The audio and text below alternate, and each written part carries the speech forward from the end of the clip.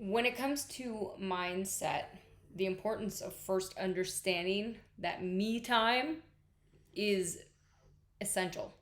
Non like it is so important, especially especially when you're an extremely busy person with a lot on your plate and many people relying on you. That's the time you need it even more so. Because the theories, right? You get on an airplane and they tell you don't put that oxygen mask on first, you're in trouble. I operated my whole life by kind of giving, and not understanding the importance of that me time. I felt guilty constantly over that me time. I felt like, and I was right. Like there was people around me making me believe that having that me time, even taking care of myself and doing those regular things, was a bad thing, and that's dangerous. And if you're in a situation right now where you've ever been made to believe that, then let me tell you, it's everybody else that's wrong, because you need it for you. So even if it starts, right, with something small, understand that it's very important. So right now, if you were to do an inventory of your life, how much of your time is spent on really deep reflection of me time? Like something that's really just for you. And I mean really just for you. Just we are not machines. We are not meant to be go, go, go all the time. But we can be programmed that way, right? Especially, working moms, dads, whatever, right? Like we're so constantly go, go, go, go, go, right? We want to give to everybody else that we're not resetting. So when are you taking that time for you just to think? And the funny thing is, I realized with myself, because I have to admit and like openly talk about the fact that for me, the reason I started doing this in the first place was to heal from trauma, because I was a misfit. But I was masking and hiding my trauma really until I kind of blew up. And it was because I just pushed everything else down, put everybody's needs above my own.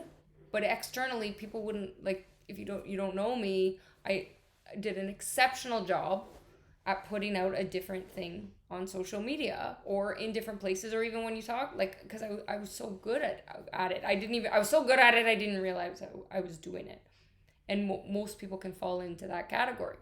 So I had to stop and understand that those thoughts and going into those thoughts are so important. But for a person like myself,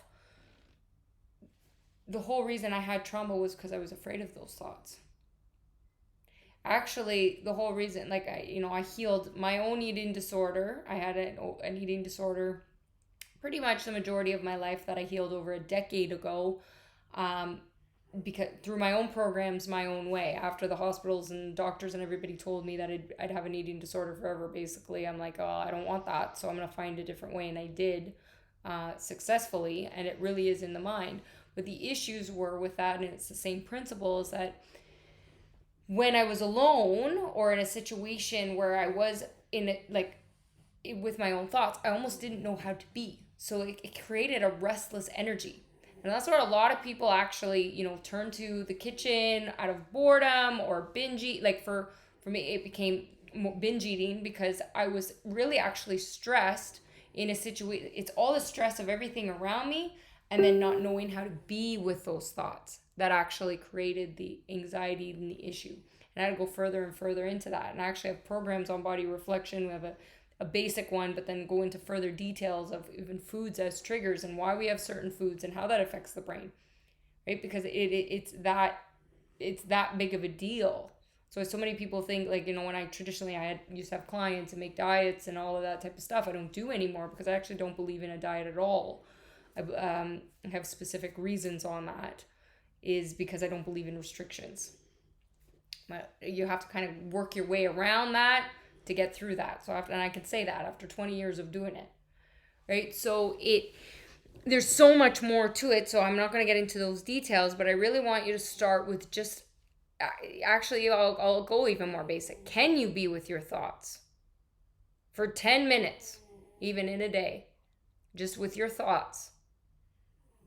Do you spend that type of time just asking yourself what you're thinking about? Do you take a time out for yourself?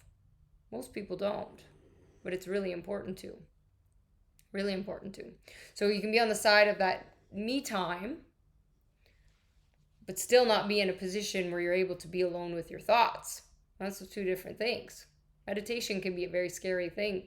There was even a quote I saw. It says, if you meditate and the devil shows up, make the devil meditate with you. Well, you have to come back around to that conversation. The devil represents ego, right? What's really going on deep. And if you've been traumatized, it's going to bring out scary things.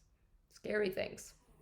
And that's actually the cycle of self-abuse that we want to end. So do you take that me time for yourself? Let's keep it basic before I go off on a tangent. At least 10 minutes a day.